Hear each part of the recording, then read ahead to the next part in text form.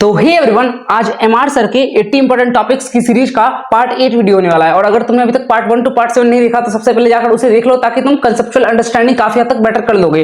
इसके अंदर मैं क्या करता हूँ, हर वीडियो के अंदर 3 टॉपिक का कवर करता हूँ, जिसमें मैं उसके थ्योरी को पहले एक्सप्लेन करता हूँ, उसके साथ ही कुछ प्रीवियस ईयर क्वेश्चन को भी लाता हूँ, जिससे तुम्हारी कॉन्सेप्ट स्ट्रॉन्ग हो सके और तुम्हारी क्वेश्चन सॉल्विंग अप्रोच आ सके कि भैया क्वेश्चन को हमें सॉल्व कैसे करना है। क्योंकि तुम लोग का मेजर डाउट यही होता है कि भैया मैंने पढ़ तो लिया बट मेरे से क्वेश्चन सॉल्व नहीं हो रहे। और अगर तुम लोग बिल्कुल जीरो पढ़ो, तुमने फिजिक्स में कुछ नहीं पढ़ा, तब भी तुम्हें सीरीज को देख सकते हो, क्योंकि इसमें मैंने सब कुछ जीरो से एक्सप्लेन किया है। जैसा तुम देख सकते हो कि बिल्कुल जो होता है ना मिनिमम लेवल से बताना, वो चीज किया है। इसलिए पेन और पेपर लेके बैठो और ट्राई करना कि जो भी चीज मैं बता रहा हूं उसको नोट डाउन करते जाना। और इसी के साथ लेट्स स्टार्ट द वीडियो। तो बात करते हैं आज के जो 3 टॉपिक होंगे, वो होंगे मूविंग चार्ज और मैग्नेटिज्म वाले चैप्टर से। ठीक है, तो पहला टॉपिक है तुम्हारा बेसिक्स, जो उससे एक क्वेश्चन आने को मिल जाता है। दूसरा टॉपिक है तुम्हारा electric charge in the magnetic field. ये बहुत इंपॉर्टेंट है, इससे एक क्वेश्चन तो तुम डेफिनेटली मान के ही रखो। और साइक्लोट्रॉन या वेलोसिटी सिलेक्टर, इससे हर साल क्वेश्चन नहीं आता है, लेकिन हाँ क्वेश्चन दिख जाते हैं। पर ये बीच वाला टॉपिक बहुत इंपॉर्टेंट है और पहला वाला तो है ही। 2 टॉपिक बहुत इंपॉर्टेंट है। अब बात करते हैं पहले टॉपिक की ओर, जो तुम्हारा बायोट से बैठ लो। भैया ये क्या होता है? देखो, इससे हमें मैग्नेटिक फील्ड का पता चलता है। मैग्नेटिक फील्ड को और हम किसके नाम से जानते हैं? मैग्नेटिक फील्ड को मैग्नेटिक फ्लक्स डेंसिटी भी कहा जाता है और मैग्नेटिक इंडक्शन भी कहा जाता है। तो अगर तुम्हारे सामने ये तीनों नाम में से कुछ भी लिखा हो ना, तो समझ जाना मैग्नेटिक फील्ड की बात की जा रही है। ठीक है, तो इसका फॉर्मूला दिया जाता है डीबी। डीबी मतलब क्या होता है? स्मॉल। डी मतलब क्या होता है? डिफरेंशिएशन। डिफरेंशिएशन किस चीज का करते हैं? स्मॉल क्वांटिटी का। तो dB equal to mu naught upon 4 pi, जिसको हम लोग के से भी डिनोट कर देते हैं कई बार, into ideal into R. Into मतलब क्या हो गया? क्रॉस प्रोडक्ट हो गया, डिवाइडेड बाय आर क्यूब। ये तुम्हारा हो गया वेक्टर प्रोडक्ट में इसका रिलेशन। लेकिन नॉर्मली हम लोग ये याद रखते हैं dV equal to mu naught upon 4 pi I dl sine theta, क्योंकि क्रॉस प्रोडक्ट है तो आइडियल साइन थीटा हो गया अपॉन आर स्क्वायर। ठीक है ना, तो मैं इस चीज को याद रखना है, ये फॉर्मूला बहुत इंपॉर्टेंट है। Mu naught upon 4 pi I dl sine theta upon r square. मेरे साथ ही याद करते चलो, बोलते चलो, तभी तुम्हें याद हो पाएगा। ठीक है, और इस मैग्नेटिक फील्ड की जो यूनिट आती है वो आती है टेस्ला या वेबर पर मीटर स्क्वायर। दोनों में से कुछ भी दिया रह सकता है तुम्हारा। और ये जो मैग्नेटिक फील्ड होती है ना, वो आइडियल और आर के परपेंडिकुलर होती है। अगर तुमने क्रॉस प्रोडक्ट पढ़ रखा है, वेक्टर में थोड़ा भी आता है, तो तुम्हें समझ में आ रहा होगा कि जब भी कोई चीज फाइनल निकलता है क्रॉस प्रोडक्ट का, तो वो हमेशा क्या होता है? दोनों के परपेंडिकुलर होता है। और म्यू नॉट अपॉन 4 पाई की वैल्यू होती है 10, और म्यू नॉट अपॉन 4 पाई की क्या वैल्यू होती है? 10 टू द पावर -7। और अगर हमेशा डायरेक्शन निकालना हो ना, मान के चलो जो ब्लैक कलर का दिख रहा है वो क्या है? करंट कैरिंग वायर है। तो करंट कैरिंग वायर हमेशा क्या प्रोड्यूस करता है? मैग्नेटिक फील्ड अपने अराउंड प्रोड्यूस करता है। तो उसका डायरेक्शन क्या होता है? तो तुम्हें थंब ऐसे पॉइंट करना है, थंब को डायरेक्शन करना है करंट। तो थंब जो तुम्हारा होना चाहिए वो होना चाहिए करंट के डायरेक्शन में, और ऐसे फिंगर को कर्ल करो तो फिंगर किधर जा रही है? फिंगर ऐसे जा रही है, मतलब फिंगर तुम्हारी एंटी क्लॉकवाइज जा रही है। तो तुम्हारी क्या हो जाएगा? एंटी क्लॉकवाइज डायरेक्शन हो जाएगा। इस तरह से थंब को करंट के डायरेक्शन में रखना और ऐसे कर्ल करना, जो ये हो जाएगा तुम्हारा मैग्नेटिक फील्ड का डायरेक्शन। ठीक है ना। और ये जो हम लोग मैग्नेटिक फील्ड निकाल रहे हैं ना, वो मैग्नेटिक फील्ड किसका निकाल रहे हैं? करंट कैरिंग वायर का निकाल रहे हैं, कि उसके आर डिस्टेंस पर कितना करंट होगा। ये चीज मैं बताना भूल गया था। और एक थीटा एंगल माना जाता है, ये उसका चीज होता है। ठीक है, अब बात करते हैं magnetic field in the circular loop. एक सर्कुलर लूप है भैया, तो उसके अंदर मैग्नेटिक फील्ड क्या होगा? तो देखो, इसका फॉर्मूला आता है B equal to mu naught I upon 4 pi r into theta. Theta क्या है भैया? थीटा मतलब जो एंगल हो सकता है, मतलब हो सकता है कि तुम्हारा एंगल 60 डिग्री हो सकता है तुम्हारा एंगल 180 डिग्री हो जाए, हो सकता है तुम्हारा एंगल 360 डिग्री होकर सर्कुलर लूप ही बना दे, लेकिन थीटा एक पर्टिकुलर एंगल माना गया है, अगर कुछ एंगल अगर थीटा हो तो। और यहीं पर अगर तुम कंप्लीट सर्कल बोल देते हो, तो कंप्लीट सर्कल में थीटा क्या होता है? 2 पाई होता है। तुम्हें पता होगा इतना कि कंप्लीट सर्कल में थीटा की वैल्यू क्या होती है? 2 पाई होती है। और सेमी सर्कल में थीटा की वैल्यू क्या होती है? पाई होती है। अगर तुम्हें ये नहीं आता तो ये बहुत ही बेसिक है यार, 10th क्लास में शायद तुमने पढ़ा होगा, नहीं पढ़ा तो इसको एज इट इज याद कर लेना। ठीक है ना, तो यहां से तुम पुट करोगे थीटा की वैल्यू, तो तुम्हारा कंप्लीट सर्कल के लिए फॉर्मूला निकल के आता है B equal to mu naught I upon 2r, और सेमी सर्कल के लिए निकल के आता है B equal to mu naught I upon 4r। Semi circle का उतना इंपॉर्टेंट नहीं है, लेकिन कंप्लीट सर्कल का तुम्हें याद होना चाहिए mu naught I upon 2r। ठीक है, इसको याद कर लेना, रट लेना किसी भी तरह से। अब यहां पर एक और चेंज आता है। ये तो हो गया भैया एक सर्कुलर लूप रहे तब हम ये फॉर्मूला लगाएंगे, लेकिन मान के चलो कि n सर्कुलर लूप रहना है, तब क्या फॉर्मूला लगता है? तो देखो, रेडियस तुम्हारा अगर कांस्टेंट रहेगा ना, तो मान के चलो तुम्हारे पास पहले एक सर्कुलर लूप था। ठीक है, अब तुमने क्या किया? उसके ऊपर 3-4 और सर्कुलर लूप रख दिया, जिसका रेडियस कांस्टेंट है, मतलब सेम उसके तरह ही है। तब फॉर्मूला क्या आता है? n mu naught I upon 2r। ठीक है, लेकिन अब तुम क्या कर रहे हो कि तुमने वायर के लेंथ को कांस्टेंट रखा है। मान के चलो तुम्हारे पास एक लूप है और तुम्हें उस एक लूप से तुम्हें 4 लूप बनाना है, तो उसका रेडियस अपने आप क्या हो जाएगा? छोटा हो जाएगा ना। तुम खुद समझो, तुम्हारे पास एक सर्कल जैसा है, उसको तुम्हें बहुत 3-4 सर्कल बनाना है, तो रेडियस ने आप हमें कम करना पड़ता है। तो पहले एक था, उसको 3-4 बनाने के लिए रेडियस कम करना पड़ गया, और उसका फॉर्मूला निकल के आता है bn equal to n square mu naught I upon 2r। तो याद रखना है कि अगर तुम्हारे पास सेम वायर हो, वायर की लेंथ कांस्टेंट हो, तो उस केस में n स्क्वायर के प्रोपोर्शनल है, और अगर रेडियस कांस्टेंट है तो n के प्रोपोर्शनल। ठीक है, ये वाला ज्यादा पूछा आता है n स्क्वायर वाला, तो तुम्हें याद रखना है। पढ़ते हैं कि magnetic field due to wire क्या होता है। वायर की वजह से मैग्नेटिक फील्ड क्या होता है किसी पॉइंट P पर, तो इस पॉइंट का जो एंगल है वो एंगल हम लोग देखते हैं कितना बन रहा है, यहां से एंगल अल्फा बन रहा है और यहां से एंगल बीटा बन रहा है, अल्फा बीटा। तो इसका फॉर्मूला निकल के आता है mu naught I upon 4 pi r sine alpha plus sine beta. तुम्हें ये याद नहीं रखना है, हो पाए तो अच्छी बात है, नहीं हो पाए तब भी कोई दिक्कत नहीं है। तुम्हें जो याद रखना है वो रखना है सेमी इनफाइनाइट के लिए और इनफाइनाइट के लिए। सेमी इनफाइनाइट के केस में क्या होता है ना, अल्फा 90 और बीटा 0 हो जाता है, तो इसलिए फॉर्मूला निकल के आता है mu naught I upon 4 pi are. और इनफाइनाइट के केस में अल्फा बीटा दोनों ही 90 हो जाता है। तुम समझ रहे हो कि इनफाइनाइट है तो एंगल तुम एक्सटेंड ही करोगे तो 90 डिग्री हो ही जाएगा। तो इस केस में फॉर्मूला आता है mu naught I upon 2 pi are, और ये बहुत इंपॉर्टेंट है। तुम याद करो कंप्लीट सर्कल के लिए फॉर्मूला क्या था, बोलो बोलो, नहीं याद है तो फिर मैं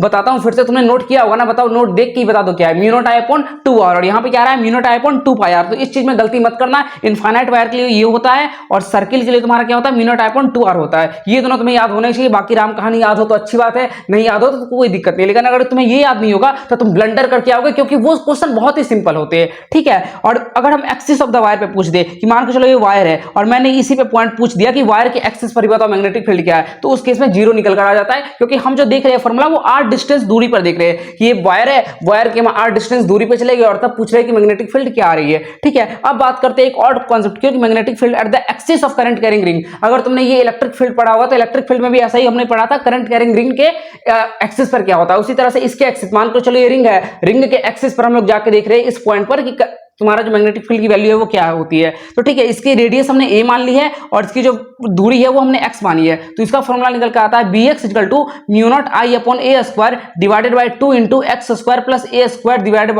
के बराबर 3/2। ये फॉर्मूला आई नो काफी ज्यादा कॉम्प्लेक्स है, इसलिए अभी तक नीट में बस इस पे एक ही क्वेश्चन आया है और वो डायरेक्ट फॉर्मूला बेस्ड ही क्वेश्चन था, ठीक है ना। तो अगर तुम्हें फॉर्मूला आता होगा तो तुम याद कर लेना, मैं बोलूंगा कि याद कर लो, क्योंकि तुम रिस्क नहीं ले सकते यार कब क्या क्वेश्चन हो जाए। Mu naught I upon a square 2 times of x square plus a square के पावर 3/2। मेरे साथ बोलोगे 2 बार तो अपने आप याद हो जाएगा, ठीक है ना। अब बात करते हैं क्वेश्चन की, यहाँ पे दे रखा है असर्शन दे रखा है, आई थिंक तुम्हें दिख रहा होगा। The strength of the magnetic field produced at the centre of the current carrying circular coil increases on increasing the number of turns of the circular coil. मैंने बताया था ना तुम्हें, जब भी तुम n बढ़ाते हो, n क्या होता है number of turns of circular coil, तो क्या होता है तुम्हारा मैग्नेटिक फील्ड बढ़ेगा। ऑब्वियस सी बात है, अगर n की वैल्यू तुमने 2 रखा तो मैग्नेटिक फील्ड 2 टाइम्स हो जाएगा, n की वैल्यू अगर तुम 4 करोगे तो मैग्नेटिक फील्ड 4 टाइम्स हो जाएगा। ये ऑब्वियस सी बात है। हाँ भैया, ये असर्शन तो सही करा है। क्यों है सही? क्योंकि magnetic field strength is directly proportional to the number of turns of coil. हाँ सही बात है भैया, डायरेक्टली प्रोपोर्शनल भी है, b is directly proportional to n। तो यहां पर तुम्हारा असर्शन भी सही है, रीजन भी सही है और ये इसको करेक्ट एक्सप्लेनेशन भी कर रहा है, क्योंकि वो डायरेक्टली प्रोपोर्शनल है तभी ना हम n बढ़ा रहे हैं, तो क्या हो रहा है b भी अपने साथ बढ़ रहा है। तो ये तुम्हें आना चाहिए, ये previous year question I think 2023 या 2024 का है, ठीक है ना।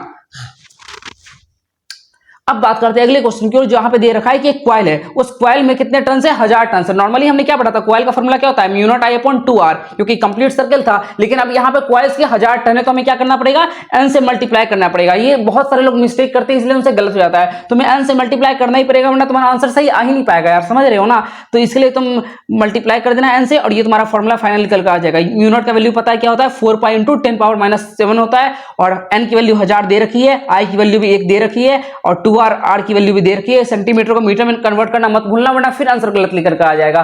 समझ रहे हो, एक एक चीज मायने रखती है। फिर बोलोगे भैया सिली मिस्टेक हो गई, तो ये सिली मिस्टेक नहीं यार, ये बेवकूफी है। इसलिए ये सब चीज को ध्यान रखा करो कि सेंटीमीटर को मीटर में कन्वर्ट करना है, टर्न्स दिया है तो टर्न्स को फॉर्मूला में पुट करना है। ये सब बहुत ही माइन्यूट मिस्टेक है और उसको गलती नहीं करना होता है, ठीक है। फिर इसको तुम सॉल्व करोगे तो 10 पावर -3 टेस्ट निकल के आ जाएगा, जो कि तुम्हारा आंसर होगा। ये मैथमेटिक्स है, मैं तुम पे छोड़ रहा हूं, ठीक है ना। अब बात करते हैं अगले क्वेश्चन की, और जहां पे दिया गया है कि magnetic field of the given length of wire of single turn coil is b, मतलब एक सिंगल टर्न का वायर है, उसका मैग्नेटिक फील्ड कितना आ रहा है, b आ रहा है। अब पूछा गया है कि अगर इसको हम अब पूछा गया है कि यही सेम वायर है, उसका अगर हमने 2 टर्न कर दिया तो मैग्नेटिक फील्ड क्या होगा। सेम वायर के लिए मैंने क्या बताया था, अगर तुम सेम वायर कर रहे हो तो तुम्हारा क्या होता है, रेडियस सम होता है, इस कारण से b is directly proportional to n square आ जाता है। सेम वायर बहुत इंपॉर्टेंट वर्ड है यहाँ पर, इसलिए b is directly proportional to n square हो गया, और 2 टाइम्स किया गया है तो 2 का स्क्वायर क्या होता है 4 होता है, तो 4b। मैंने 2 क्वेश्चन को साथ में इसलिए रखा है कि तुम देख सकते हो, एक में डायरेक्टली n के प्रोपोर्शनल है और एक में डायरेक्टली n स्क्वायर के प्रोपोर्शनल है, तो तुम समझ पाओ तो कि तुम दोनों में डिफरेंशिएट कर पा रहे हो कि दोनों केस काफी ज्यादा अलग है, ठीक है ना।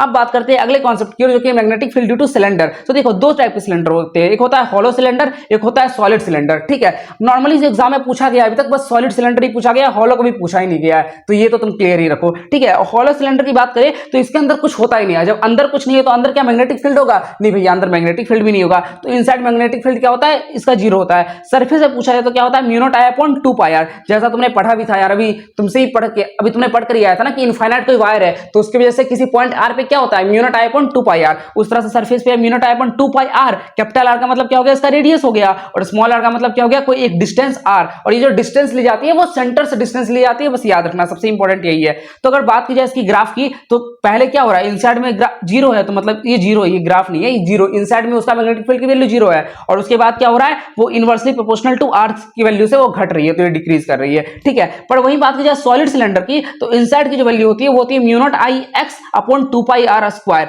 आर कैपिटल है और एक्स क्या बता रहा है, सेंटर से तुम जिस पॉइंट पर मैग्नेटिक फील्ड निकालना चाह रहे हो वो एक्स पॉइंट की दर्शा रहा है, ठीक है ना। सरफेस पे बात की जाए तो वही सेम होता है, और आउटसाइड की बात की जाए तो वही सेम होता है, बस इनसाइड इसमें जीरो है और इनसाइड इसमें जीरो नहीं होता, वो डायरेक्टली प्रोपोर्शनल टू एक्स होता है। मतलब अगर तुम डिस्टेंस बढ़ाते जाओगे यहां पर ऐसे ऐसे, तो मैग्नेटिक फील्ड की वैल्यू भी बढ़ती जाएगी। इसलिए इसका तुम ग्राफ प्लॉट करोगे तो पहले क्या होता है, वो डायरेक्टली प्रोपोर्शनल होता है मैग्नेटिक फील्ड एक्स से, उसके बाद क्या होता है, इनवर्सली प्रोपोर्शनल डिक्रीज करते जाता है। तो ये ग्राफ काफी बार नीट में पूछ चुका है, तो तुम देख लो इस पे एक प्रीवियस क्वेश्चन भी। तो लिखा गया ना, cylindrical conductor of radius R of carrying current, कोई कैरी कर रहा है करंट, ठीक है। अब प्लॉट पूछा गया magnetic field of magnitude with distance D from the centre of the conductor. तो मैंने तुम्हें क्या पढ़ा गया है कि सॉलिड कंडक्टर के केस में क्या होता है, पहले बढ़ता है फिर ऐसे घटता है, तो ऑप्शन बी इसका सही हो जाएगा। तुम्हें ये याद रखना है, ये बार बार आता ही आता है, ठीक है ना। बात करते हैं अगले कंसेप्ट की ओर, जो कि तुम्हारा सोलेनॉइड। भैया ये सोलेनॉइड क्या होता है, देखो ये कुछ नहीं होता, बस मान के चलो एक वायर है, वायर को तुमने ऐसे ऐसे ऐसे ऐसे लपेट लिया है, तो इसको सोलेनॉइड कह देते हैं हम लोग, ठीक है ना। तो सोलेनॉइड की जो इनसाइड जो मैग्नेटिक फील्ड होती है उसकी फॉर्मूला निकल के आती है म्यू नॉट एन आई।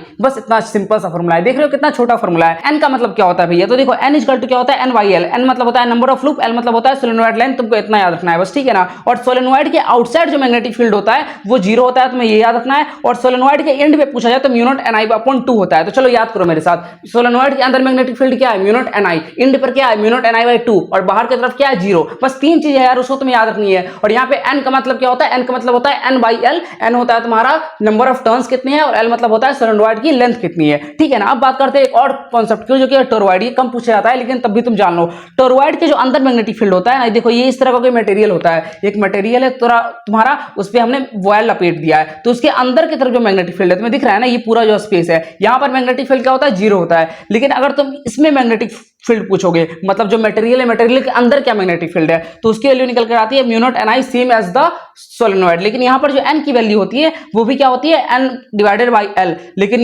एन तो एन रहेगा ही, मतलब नंबर ऑफ टर्न्स कितनी है, लेकिन लेंथ क्या हो जाएगा, लेंथ इस केस में हो जाएगा तुम्हारा 2 pi R average. Are average क्या हो गया भैया, क्योंकि तुम देखो यहां पर अगर तुम सेंटर से निकालो तो एक होगा R1 और एक होगा तुम्हारा R2, तो दो रेडियस आ रहा है ना, तो तुम्हें एवरेज रेडियस लेना पड़ेगा। इसलिए तुम्हें तुम्हारा फॉर्मूला फाइनल ये निकल के आता है mu naught N I upon 2 pi R average. ये तुम्हें याद रखना है, और यही इससे ही तुम क्वेश्चन को सॉल्व कर पाओगे, ठीक है ना। ये इंपॉर्टेंट है, कई कबार आर एवरेज ना दिया रहता है, R1 R2 दिया रहता है, तो इस केस में तुम्हें ऐसा करना पड़ेगा जैसे मैंने बता दिया। एन क्या है तुम्हारा, एन यहाँ पे नंबर ऑफ टर्न्स है। तुम्हें चीजों का बस मतलब समझ में आना चाहिए इस केस में कि एन क्या है, तो तुम्हें चीजों का मतलब यहां पे समझ में आना चाहिए बस कि स्मॉल एन क्या है, कैपिटल एन क्या है, जो कि मैंने बता दिया, और तुम क्वेश्चन को सॉल्व कर लोगे। कम क्वेश्चन आते हैं, पढ़ाएंगे तो तुम सॉल्व कर ही लोगे इसको।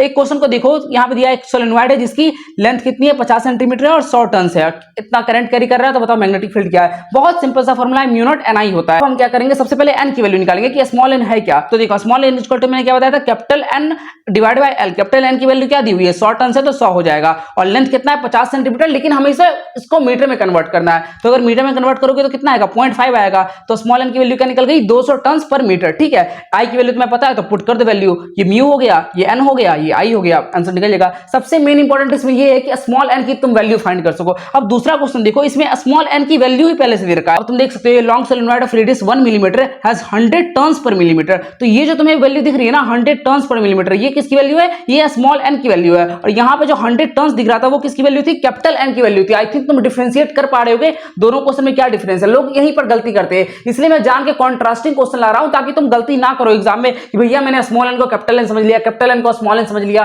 तो ऐसी गलती मत करना, ठीक है ना। यहाँ पर 100 टर्न्स पर मिलीमीटर दिया था, इसलिए क्या वैल्यू होती है, एन की वैल्यू होती है। फिर तुम्हें बस वैल्यू पुट करना है और आंसर अपने आप आ जाएगा। और हाँ, यहाँ पर मिलीमीटर में है, इसलिए हमने 10 टू पावर माइनस 3 से डिवाइड किया है ताकि वो किस में चेंज हो जाए, मीटर में चेंज हो पाए। यूनिट का ध्यान बहुत अच्छी तरह से रखना, वरना नहीं रखोगे तो मैं बार बार बोल रहा हूँ सिली मिस्टेक्स हो ही जाएगी। अब बात करते हैं एक और कॉन्सेप्ट की, जो कि होता है मैग्नेटिक फोर्स। ठीक है, ये क्या होता है भैया, अभी तक हमने मैग्नेटिक फील्ड के बारे में पढ़ लिया, लेकिन मैग्नेटिक फील्ड किसी चार्ज पार्टिकल पर फोर्स भी लगाएगी। हाँ बिल्कुल लगाएगी। तो मैग्नेटिक फोर्स अगर कहीं जगह प्रेजेंट है और एक चार्ज पार्टिकल है तो उस पर वो फोर्स लगाती है। उस फोर्स की वैल्यू निकल कर आती है F equal to Q V cross V। इसका मतलब क्या हुआ भैया, Q, इसका मतलब तो इसको हम फर्दर लिखेंगे तो क्या होगा QVB sin थीटा, क्योंकि ये क्या है तुम्हारा क्रॉस प्रोडक्ट है। तो अगर तुम्हारे मान के चलो ये तुम्हारा मैग्नेटिक फील्ड है, ये तुम्हारा वेलोसिटी वेक्टर है, तो फोर्स क्या निकलेगा, फोर्स दोनों के परपेंडिकुलर होता है। मैं इससे पहले ही बताया था, जब भी दो क्रॉस प्रोडक्ट होता है तो उसका जो रिजल्टेंट निकलता है वो क्या होता है, वो दोनों चीज के परपेंडिकुलर होता है। इसलिए जो फोर्स होगा वो ऑलवेज ऑलवेज तुम्हें याद रखना है परपेंडिकुलर टू मैग्नेटिक फील्ड और वेलोसिटी होता है। इस कारण से क्या होता है तुम्हारा वर्क डन कितना निकल के आता है, जीरो निकल के आता है। और जब वर्क डन जीरो है तो काइनेटिक एनर्जी क्या होगी, कांस्टेंट होगी। काइनेटिक एनर्जी कांस्टेंट है तो स्पीड क्या होगा, कांस्टेंट होगा।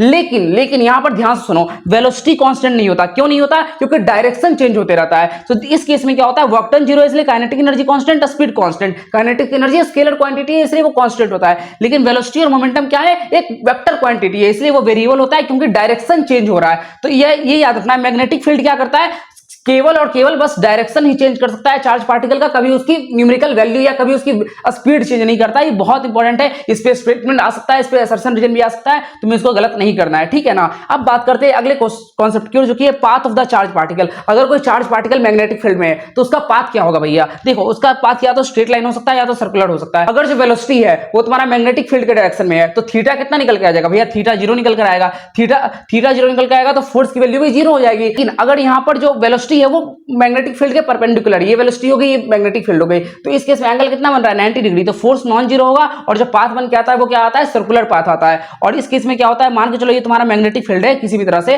तो यहां पर क्या, और ये तुम्हारा चार्ज पार्टिकल है तो ये सर्कुलर मोशन करने लग जाता है। और कोई भी पार्टिकल सर्कुलर मोशन करता है तो उसके ऊपर क्या फोर्स लगती है, सेंट्रीपिटल फोर्स के कारण से ही वो मोशन कर पाता है। तो यहां पर जो सेंट्रीपिटल फोर्स है वो किस कारण से आ रहा है, वो मैग्नेटिक फोर्स के कारण से आ रहा है, जिसका डायरेक्शन तुम यहां पर देख सकते हो, ठीक है ना। तो हो क्या रहा है, मैग्नेटिक फील्ड तुम्हारा लगा हुआ है, इस कारण से चार्ज पार्टिकल जो है वो तुम्हारा मूव कर रहा है सर्कुलर मोशन में। और सर्कुलर मोशन में जो सेंट्रीपिटल फोर्स है वो कौन दे रहा है, मैग्नेटिक फील्ड ही दे रहा है। तो सर्कुलर मोशन का तुम्हें फॉर्मूला पता है, mv²/r होता है। और मैग्नेटिक फोर्स हमने अभी जस्ट पढ़ के आया, QVB होता है। साइन थीटा क्या हो गया, 90 हो गया, क्योंकि 90 डिग्री की वैल्यू थी, हमने बोला था v और v क्या है, दोनों परपेंडिकुलर है। तो इसको तुम सॉल्व करोगे तो r = mv/qv होता है। यही तुम्हें एटलीस्ट याद रखना है, और ये बहुत इंपॉर्टेंट रिलेशन है, मैं बता नहीं सकता कितना इंपॉर्टेंट है। ये जितने फॉर्मूले मैंने यहाँ पे लिख रखे हैं ना, इसमें से अगर तुम कुछ भी बोलोगे तो नीट में 1 नंबर लॉस तुम समझ लो, ये नीट में तुम्हारा ही नंबर लॉस होगा अगर तुम इसको भूल जाओगे तो इसलिए सारे फॉर्मूले को मेरे साथ अभी याद करते चलो। r = क्या है, mv/qv, ठीक है ना। r के कुछ दूसरे फॉर्मूले भी है, लाइक mv को तुम क्या लिख सकते हो, p लिख सकते हो, मोमेंटम, तो p/qv। और p को तुम क्या लिख सकते हो, √2m k भी लिख सकते हो। तो अगर तुमने पढ़ रखा होगा मैग्नेटिक्स तो तुम्हें पता होगा थोड़ा सा कि मोमेंटम को तुम लिख सकते हो √2m k divided by qv, और इसको तुम लिख सकते हो 1/v/2mv/q। ये आता है, अगर तुम q k की वैल्यू क्या लिख दो, qe लिख दोगे, पर ये ज्यादा हो जाएगा। तुम्हें एटलीस्ट ये 3 फॉर्मूले तो याद होने चाहिए, ठीक है ना। और टाइम पीरियड की वैल्यू निकल के आती है 2πm/qb। तुम इसमें ये देखो, जो तुम्हारा टाइम पीरियड है ना वो वेलोसिटी पर डिपेंड नहीं कर रहा, और ये तुम्हें बार बार पूछा जाता है एग्जाम में स्टेटमेंट देकर, असर्शन देकर, और तुम वहां पर कंफ्यूज हो जाते हो, क्योंकि हमें लगता है कहीं भी टाइम पीरियड की बात हो, टाइम की बात हो तो वेलोसिटी तो आ ही जाता है ना। लेकिन तुम ध्यान से देखो, यहाँ पे वेलोसिटी नहीं आ रहा है, यहाँ पे बस मास आ रहा है, चार्ज आ रहा है और मैग्नेटिक फील्ड आ रहा है। इस बात को बिल्कुल से दिमाग में बिठा लो, क्या पता नीट में क्वेश्चन आ जाए और तुम लोगों में से मैक्सिमम गलत करके इसको आ जाओ, तो ठीक है ना, इसको याद रखना। अब बात करते हैं एक और कॉन्सेप्ट, क्योंकि यहाँ पर तो हमने देख लिया भैया, तो सर्कुलर पाथ हो गया तो स्ट्रेट लाइन होगा, लेकिन यहाँ पर एक और पाथ हो सकता है जो कि होता है हेलिकल पाथ। अगर तुम्हारा जो एंगल है वो ना ही 0 डिग्री है और ना ही 90 डिग्री है, यहाँ ना ही पैरेलल है और ना ही परपेंडिकुलर है, तब क्या होगा, मान के चलो कि ये तुम्हारा वेलोसिटी है और ये तुम्हारा मैग्नेटिक फील्ड है और एक थीटा एंगल दोनों के बीच में बन रहा है। तो उस केस में वेलोसिटी का 2 कंपोनेंट होगा, एक होगा v sin थीटा और एक होगा तुम्हारा v cos थीटा। तो v sin थीटा क्या है, यहाँ पर मैग्नेटिक फील्ड के परपेंडिकुलर है, तो उस वजह से वो क्या करेगा, सर्कुलर मोशन करेगा। लेकिन v cos थीटा क्या है, वो पैरेलल है, तो उस वजह से क्या करेगा, वो कुछ आगे ही बढ़ेगा, तो उसका जो मोशन होगा पूरा वो हेलिकल पाथ की तरह तुम्हारा हो जाएगा, ठीक है ना। तो यहां पर जो फॉर्मूला निकल के आता है r = mv sin θ/qb। तो देखो वैसे क्या पढ़ा था हमने, r = mv/qv, लेकिन यहां पर जो वेलोसिटी है वो क्या आ रहा है, किस वेलोसिटी के कारण सर्कुलर मोशन हो रहा है, मैंने क्या बताया, v sin थीटा की वजह से सर्कुलर मोशन हो रहा है, तो ठीक है ना। तो v की जगह हम क्या लिख देंगे, बस v sin थीटा लिख देंगे। वैसे ये क्वेश्चन आज तक इसमें नहीं आया है, लेकिन तुम थोड़ा सा जान लो। और टाइम पीरियड क्या होता है, सेम होता है जैसा हमने पढ़ा था, क्योंकि वो v पे डिपेंड ही नहीं करता है, जैसा मैंने बता दिया। अब बात करते हैं इस क्वेश्चन को, तुम पढ़ लेना। यहाँ पर पूछा ये गया है कि तुम्हारा जो ratio of the radius of path क्या होगा अगर एक प्रोटोन है और एक अल्फा पार्टिकल है, और दे रखा है मोमेंटम सेम है और मैग्नेटिक फील्ड सेम है, सेम मोमेंटा तुम पढ़ सकते हो। तो r = p/q हम लोग पढ़कर आए, मोमेंटम सेम है और तुम्हारा मैग्नेटिक फील्ड भी सेम है, तो क्या हुआ, r is inversely proportional to q हो गया। तो r of hydrogen upon r of alpha क्या होगा तुम्हारा, q alpha upon q hydrogen. q alpha क्या होता है 2 और q हाइड्रोजन क्या है 1, तो आंसर क्या हो जाएगा a। देख रहे हो क्वेश्चन कितनी जल्दी तरह सॉल्व हो सकता है अगर तुम्हें मेन फॉर्मूला तुम्हें पता हो, और इससे बहुत भर भर के क्वेश्चन आते हैं नीट एग्जाम में, ठीक है ना। अब इस क्वेश्चन को भी तुम पढ़ लेना। इसमें ये देखा कि तुम्हारा b क्या है, तुम्हारा सेम है, ठीक है ना, मतलब मैग्नेटिक फील्ड सेम है, रेडियस भी सेम है, और e पूछा गया है कि e कितना ज्यादा बड़ा होगा। तो यहाँ पर तुम इसको पढ़ सकते हो और इसको तुम सॉल्व कर लेना, क्योंकि टाइम ज्यादा नहीं है तो मैं एक्सप्लेन नहीं करूंगा। जैसे ये फॉर्मूला तुम्हें याद होगा, R equal to root under 2m ke upon QV, ठीक है ना। और यहाँ पे दो चीज दी गई है, एक प्रोटोन है, एक तुम्हारा अल्फा पार्टिकल है। तो प्रोटोन के केस में क्या होता है,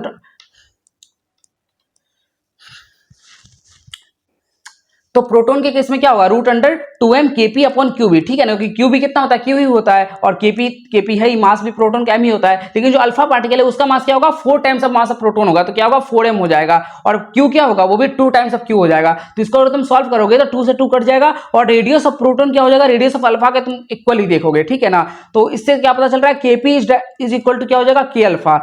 तो दोनों तुम्हारा क्या हो जाएगा, इसका 1 मेगा इलेक्ट्रॉन वोल्ट है तो इसका भी कितना हो जाएगा, 1 मेगा इलेक्ट्रॉन वोल्ट हो जाएगा। आई थिंक थोड़ा जल्दी मैंने बता दिया, अगर तुम्हें समझ में नहीं आ रहा तो एक बार फिर से इसको पढ़ लेना, आई थिंक तुम्हें समझ में आ जाएगा। बहुत सिंपल है, तुम्हें बस नॉर्मल मैथमेटिक्स लगानी है, तुम्हें बस फॉर्मूला याद होना चाहिए, सबसे मेन इंपॉर्टेंट ये है। अब बात करते हैं अगले कॉन्सेप्ट की, भैया एक लॉरेंस फोर्स होता है, ये क्या होता है। तो देखो, अगर कहीं किसी जगह पर मैग्नेटिक फील्ड भी है और इलेक्ट्रिक फील्ड भी है, तो उस टाइम पर क्या होता है ना, तुम्हें एक अलग फोर्स काम करता है, जो कि दोनों फोर्स का एडिशन होता है, मतलब इलेक्ट्रिक फील्ड और मैग्नेटिक फील्ड। जब भी तुम दोनों को ऐड कर दोगे तो क्या निकल कर आता है, एक फोर्स निकल के आता है, जिसको हम लोग कहते हैं लॉरेंस फोर्स। इसकी जो वैल्यू होती है, एफ इक्वल टू क्या होता है, क्यू ई होता है, और एफ बी इक्वल टू क्या होता है, क्यू वी वी, मतलब वी क्रॉस वी। तो इसका पूरा फॉर्मूला ये निकल कर आता है, जैसा तुम यहाँ पर देख सकते हो। और यहाँ पर एक कॉन्सेप्ट आता है वेलोसिटी सेलेक्टर कॉन्सेप्ट। भैया ये क्या होता है, इस केस में जब भी वेलोसिटी, मैग्नेटिक फील्ड और इलेक्ट्रिक फील्ड तीनों आपस में परपेंडिकुलर है, जैसे तुम देख सकते हो जहां मैग्नेटिक फील्ड है वो क्या है, तुम्हारा इनवर्ड है, जो तुम्हारा वेलोसिटी क्या है वो इस डायरेक्शन में है, और जो इलेक्ट्रिक फील्ड है वो किस डायरेक्शन में, नीचे। तीनों ही परपेंडिकुलर, वेलोसिटी ये इलेक्ट्रिक फील्ड और अंदर की तरफ क्या है तुम्हारा मैग्नेटिक फील्ड। तो तीनों जब परपेंडिकुलर होते हैं तो उस केस में क्या होता है, अगर F B equal to F E हो जाए, मतलब एफ बी क्या लगेगा, ऊपर की तरफ लगेगा, अगर तुम निकाल पा रहे होगे इसको, ठीक है ना, इस तरह से। और एफ ई क्या हो जाएगा तुम्हारा, एफ ई तुम्हारा नीचे की तरफ लगेगा, तो एफ नेट क्या हो जाएगा, 0 होगा। एफ नेट 0 किस कंडीशन में होता है, तुम्हें याद रखना है, V equal to E by B. जब वेलोसिटी की जो वैल्यू है वो electric field upon magnetic field के इक्वल हो जाए, तो उस केस में क्या होता है, एफ नेट 0 लगता है, और जो पार्टिकल होता है वो अनडिफ्लेक्टेड मूव करता है। मान के चलो कि तुमने एक पार्टिकल को फेंका, उस पर कोई फोर्स ही अगर नहीं लग रहा है, नेट फोर्स उस पर नहीं लग रहा, तो पार्टिकल कैसा जाएगा, वो पार्टिकल कैसे जाता है, अनडिफ्लेक्टेड जाता है। तो अगर कभी क्वेश्चन में ये दे रखा हो कि अगर पार्टिकल को अनडिफ्लेक्टेड मूव करना है तो तुम कौन सा फॉर्मूला लगाओगे, उसकी वेलोसिटी कितनी होनी चाहिए, उसकी वेलोसिटी होनी चाहिए v equal to e upon b।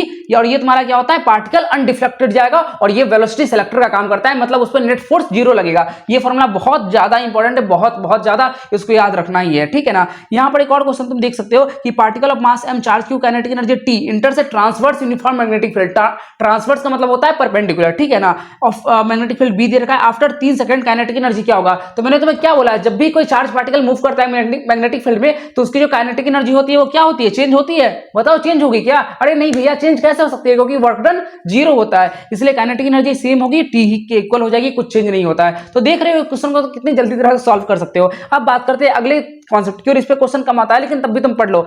यहां पर आता है, मान के चलो एक तुम्हारा करंट कैरिंग वायर है और उसको तुमने एक मैग्नेटिक फील्ड के अंदर रख दिया, तो मैग्नेटिक फील्ड क्या करेगा, उस करंट कैरिंग वायर पे ही फोर्स लगाता है। मैग्नेटिक फील्ड बहुत ज्यादा उस टाइप का इंसान है, मतलब वो पहले चार्ज पे ही फोर्स लगा रहा है, फिर वायर पे ही फोर्स लगाएगा। तो जो फोर्स लगाता है उसका वैल्यू निकल के आता है I into L cross B. L B क्या है, एल हो गया तुम्हारा एल इफेक्टिव माना जाता है, मतलब जो अगर कोई सीधा वायर है तब तो उसका एल के इक्वल हो जाएगा जो लेंथ है, लेकिन अगर कोई टेढ़ा मेढ़ा वायर है तो उसका एल क्या होता है, जो इनिशियल पॉइंट और फाइनल पॉइंट के बीच का जो डिस्टेंस है। मतलब इस तरह से तुम देख रहे हो ना, एल वेक्टर है, एल वेक्टर जहां पर आ गया तो मतलब क्या हो गया, डिस्प्लेसमेंट टाइप की चीज हो गई। और यहाँ पे बी वेक्टर तो मैग्नेटिक फील्ड है ही, और इसको तुम और लिख सकते हो F equal to BIL sine theta, याद करते हैं F equal to BIL sine theta. Sine theta क्यों आया, क्योंकि यहाँ पर क्या है, क्रॉस प्रोडक्ट है, ठीक है ना। और यहाँ पर एक और फॉर्मूला निकल के आता है कि अगर दो करंट कैरिंग वायर है तो उसके बीच में फोर्स क्या लग रही होगी, क्योंकि तुम खुद देखो, मैंने तुम्हें क्या बताया, अगर कोई करंट कैरिंग वायर होता है तो वो क्या करता है, मैग्नेटिक फील्ड प्रोड्यूस करता है, ठीक है। और अभी हमने जस्ट ये पढ़ा कि मैग्नेटिक फील्ड भी क्या करता है, उस करंट कैरिंग वायर पर एक फोर्स लगाता है। तो अब एक वायर की वजह से क्या हो रहा होगा,